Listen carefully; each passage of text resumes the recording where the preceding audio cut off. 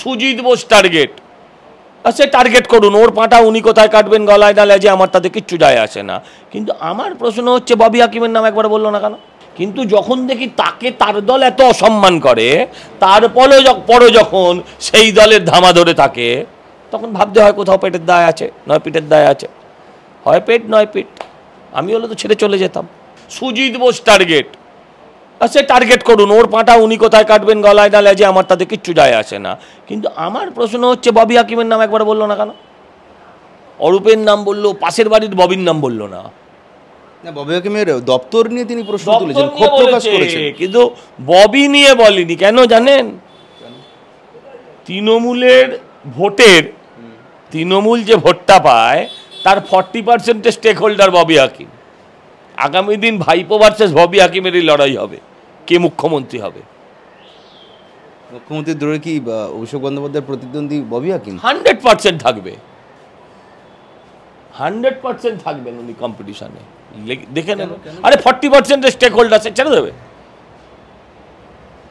আজকে 40% মানে তৃণমূলের প্রাপ্ত ভোটের 40-45% তো ববিদার ভোট। সেক্ষেত্রে মুখ্যমন্ত্রীর পদের দাবিদার তিনি পরবর্তীর পরে ববিদা হবে। কালকের মিটিংয়ে একটা বড় অংশ জুড়ে তিনি টাকা তোলার বিরুদ্ধে সরব হয়েছেন। তিনি টাকা তোলার বিরুদ্ধে সরব হননি, টাকা তুলে পৌঁছে দিয়ে যায় না তার বিরুদ্ধে সরব হয়েছে। আসলে টাকা ওঠে উনি জানেন না, হ্যাঁ টাকা ওঠে উনি জানেন না। মেঘে মেঘে বেলা হয়ে গেল নাকি ওনার বয়সটা রাজনীতিতে এমনি এমনি হলো, মুখ্যমন্ত্রী 12-13 বছরের এমনি এমনি হয়ে গেলেন? টাকা ওঠে উনি জানেন না, টাকা তুলে পৌঁছে দিয়ে যাচ্ছেন। এগুলো অনেক ইন্টারনাল পলিটিক্স আছে ভাই। এটা দেখো, আমার ধারণা হতে পারে যে ক্ষমতায়নটা যেটা, সেটা নিজের হাতে ক্ষমতাটাকে আবার ফিরিয়ে আনার প্রচেষ্টা, বুঝিয়ে দেওয়া যে আমি শেষ কথা। দলের অভ্যন্তরে ভাইপো খুব দ্রুত উঠে আসছিলেন, ইদানিং ভাইপো মাঝে মাঝেই ভ্যানিশ হয়, হ্যাঁ, তো ইদানিং ভাইপোকে খুঁজে পাওয়া যাচ্ছে না। এইসবই কিছু হবে একটা। তিনি সুজিত বসুর নাম করে আক্রমণ করেছেন যে বাইরে থেকে লোক এনে বসাচ্ছে সুজিত। বড্ড মানে দুর্ভাগ্য সুজিতদার। মুন্ডু গেলে খাবেটা কি? মিনিমাম যদি সম্মান কারোর থাকে, সে তো ওখানেই খালে লাফ দিয়ে পড়বে। খালও বুঝিয়ে ফেলেছে সুজিতদা অবশ্য। আমি সুজিতদা খুব রেসপেক্ট করি, কিন্তু এই ধরনের অপমান ব্যক্তিগত পর্যায়ে নিয়েছে কী লাভ হয়? আর তাতেও তারা থাকে কেন? তখনই মনে হয় করে খায়। আমি ব্যক্তিগতভাবে সুজিত বোসকে সম্মান করি, আমার বলতে কোনো আপত্তি নেই ক্যামেরার সামনে।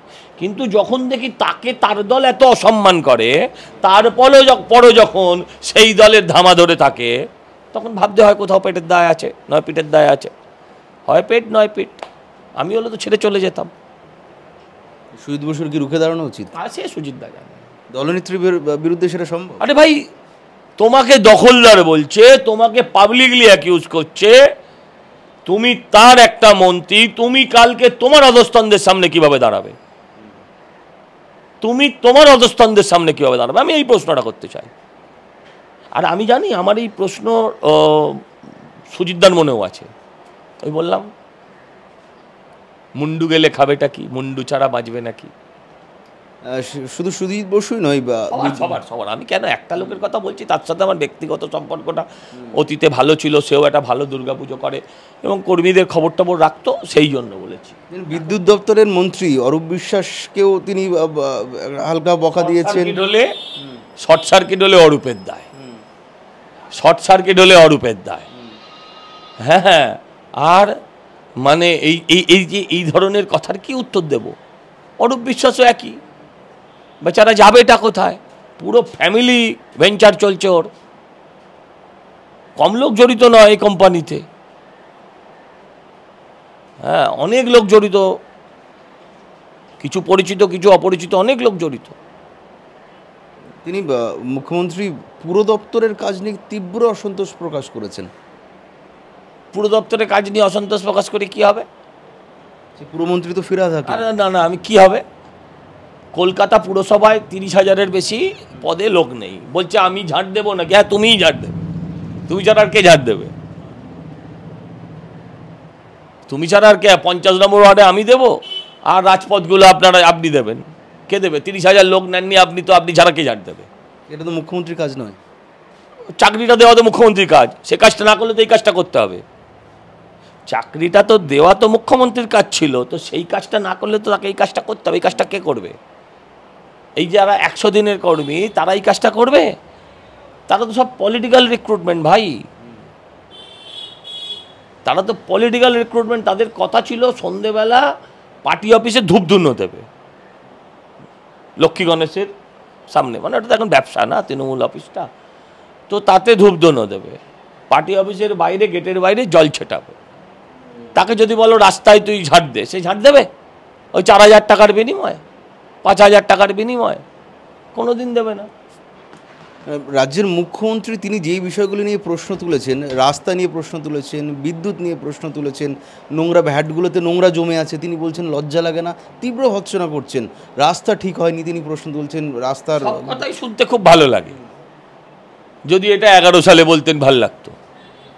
24-এ এসে বললে ওটাকে ন্যাকামি ছাড়ার কিচ্ছু মনে হচ্ছে না। এটা কি থুতু নিজের গায়ে এসে পড়ছে? কার গায়ে পড়ছে আমি বলতে পারবো না। হয় নিজের গায়ে পড়বে, নয় ববির গায়ে পড়বে, নয় ওই কি নাম সুজিতদার গায়ে পড়বে, কারোর গায়ে পড়বে। এখন আমি কি করব তাতে? এদের তো কারোরই কোনো লজ্জা নেই।